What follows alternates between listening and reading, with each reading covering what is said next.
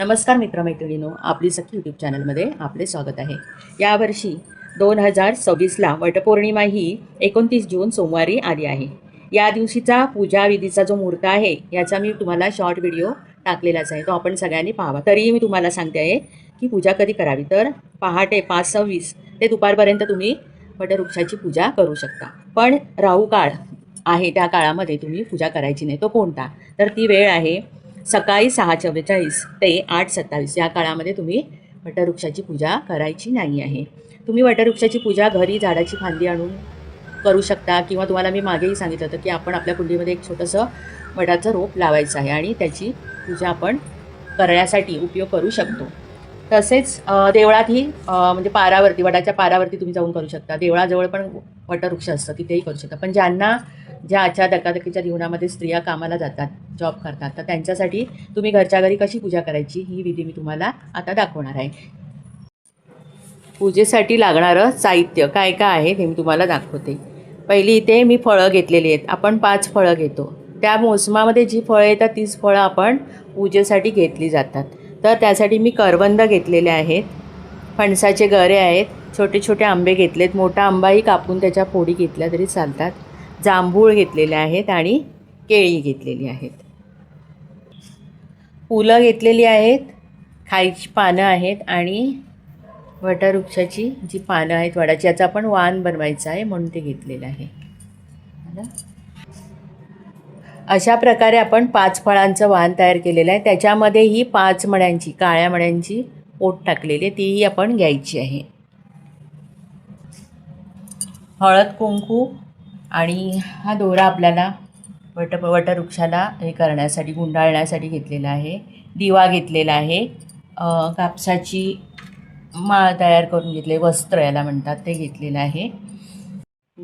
वडाची फांदी लावलेली मी ही कुंडी घेतलेली आहे, म्हणजे मी रोपच लावलेलं आहे त्याच्यामध्ये पहिल्यापासून, आणि ते मी घेतलेलं आहे। हिंदू धर्मामध्ये आता वटपौर्णिमेला आपल्या अत्यंत महत्त्व आहे आणि प्रत्येक प्रांताप्रमाणे ती पूजा वेगळी केली जाते। तर हे जे व्रत आहे वटपौर्णिमेचं, हे आपल्या पतीच्या दीर्घायुष्यासाठी, अखंड सौभाग्यासाठी आणि आपलं सुखी जीवनासाठी आपल्या सुवासिनी स्त्रिया करत असतात। तर याच्यामध्ये त्या दिवशी सकाळी आपण शुचिर्भूत व्हायचं आहे, स्त्रियांनी सुंदर नटायचं आहे आणि उपवास धरायचा, ते पण आपल्याला झेपत असेल तरच उपवास धरायचा आहे। तर एक वेळ अन्न घेऊनही उपवास करू शकता आणि याची आपण पूजा करायची आहे। कोणत्याही पूजेची सुरुवात आपण गणपती बाप्पाच्या पूजनाने करतो, तर त्यासाठी आपण 2 विड्याची पानं घेतलेली आहे। एक विडा तयार करूया, म्हणजे गणपती बाप्पा म्हणून आपण विडा तयार करतो। तांदूळ ठेवलेले आहेत, तांदळावरती सुपारीला आपण हळद कुंकू वाहून घेऊया।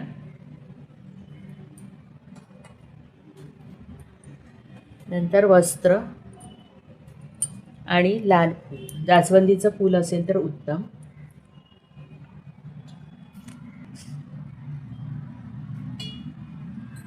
दुर्वा फुलं। आता आपण वडाची पूजा करायची आहे, त्यासाठी वडाला आपण पहिले हळद कुंकू वाहून घेऊया। हळद कुंकू अक्षत व्हायची आहे।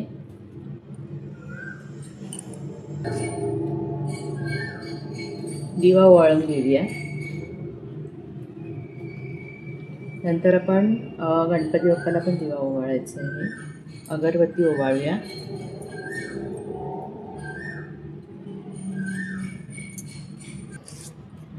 आता आपण जो वाण भरलेलं होतं 5 फळांचं ते ठेवूया, वटवृक्षाच्या चरणी ठेवायचं आहे।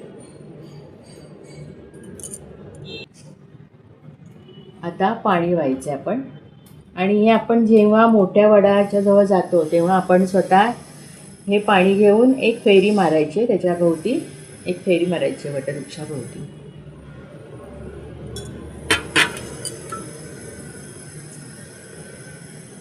आता आपण दोरा गुंडाळायचा आहे, हा दोरा आपण 7 वेळा फेरी मारायची आहे।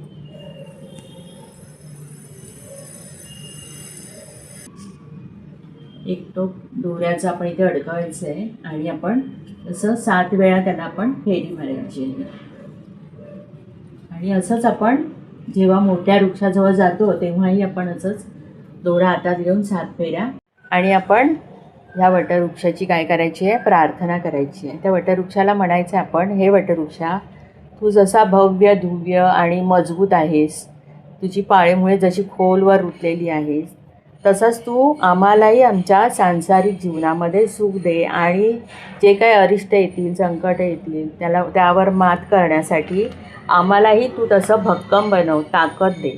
आणि ही पूजा आपण या वटवृक्षाची मेन म्हणजे आपला घरचा कर्ता पुरुष, आपला पती याच्यासाठी करत असतो.